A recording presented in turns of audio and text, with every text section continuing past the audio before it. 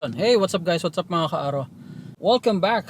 So, it's been a while na hindi tayo nakakapag-vlog and pasensya na. No?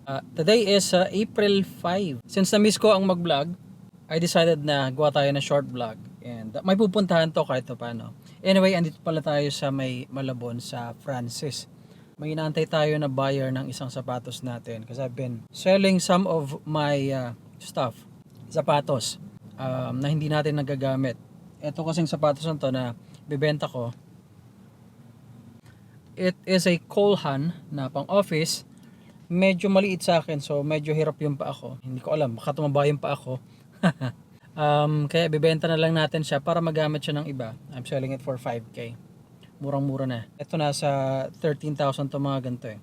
Ba't nga ba tayo gumagawa ng video today?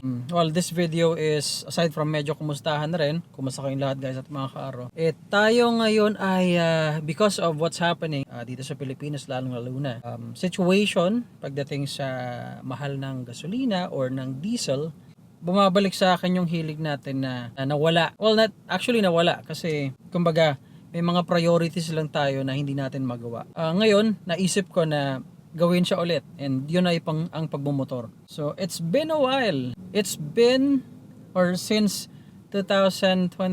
Isang taon na rin actually hindi tayo nakakapagmotor gawa ng nabenta na natin yung motor natin. Well, actually September pala nakapagmotor pa tayo kasi nagpunta tayo nga ng China.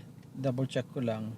Hindi pa nagre-reply. Minsan yung mga tao sila magsasabi sakto 5 PM. Kita tayo dito sa lugar na to. It's 5:09 already.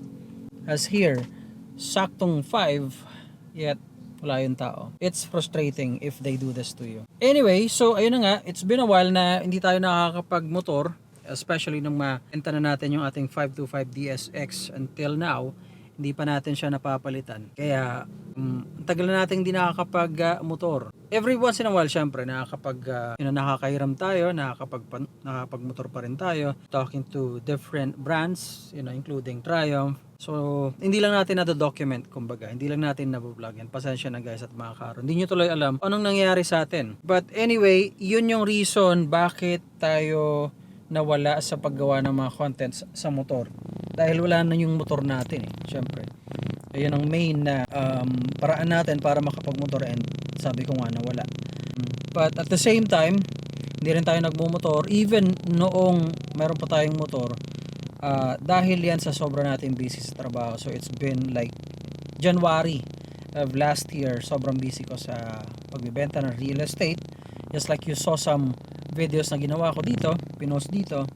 Been very busy sa pagtatrabaho sa real estate, which is my primary profession. Nakakaya naman kung makikiharap tayo na, alam nyo yun, madungis tayo.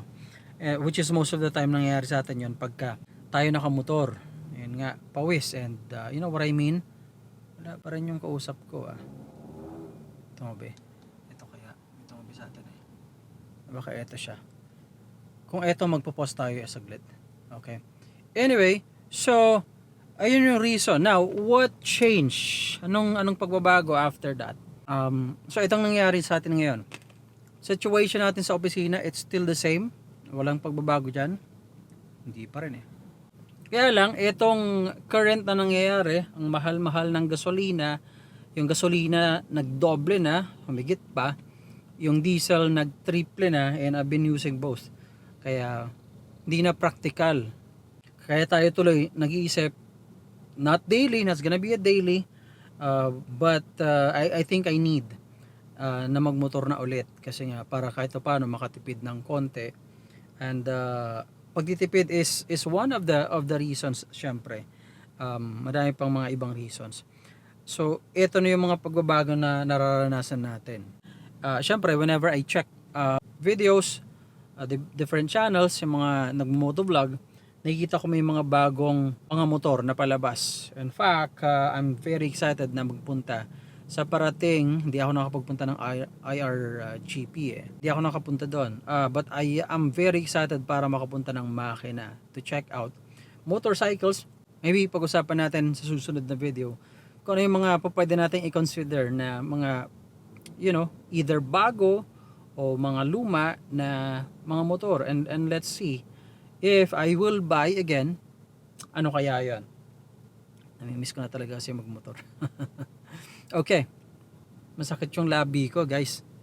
Okay.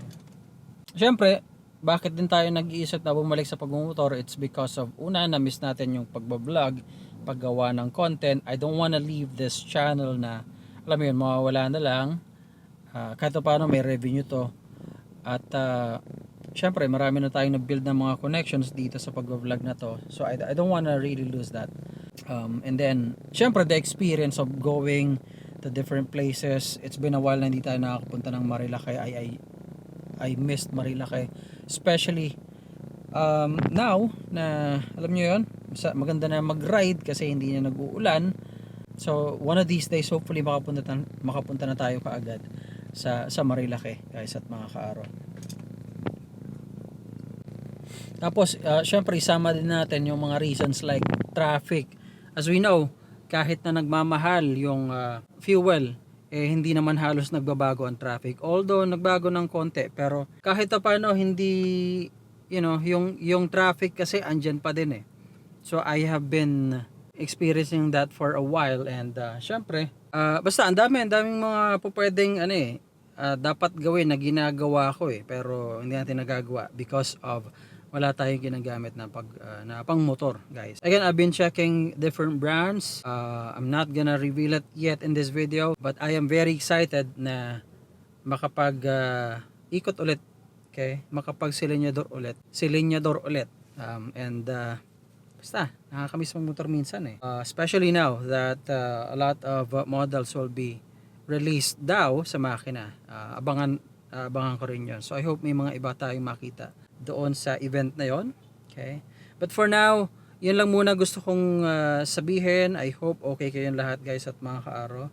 Pasensya na if di tayo nagbablog, but again, I am not leaving this channel. Paminsan-minsan we'll do some vlogs. Malay nyo, baka isama natin ng konti ang ibang bagay like real estate. Anyway, that's it for this video.